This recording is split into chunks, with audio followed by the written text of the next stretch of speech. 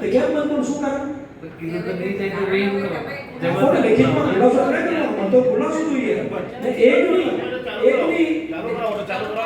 બે બંધ છે, એકની બે બંધ છે.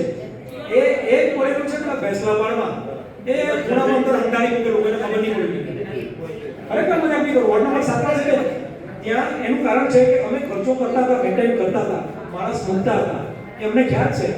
તો એ એક ને એક બે આ છે, ત્રણ સાહેબ કે તને ટોટલ 5 છે. અને મજાની વાત બીજી બી કહી દઉં કે આ 5 પોર્ટલ પર બતાવતા હતા, પોર્ટલ પર બતાવતા હતા સરકારી.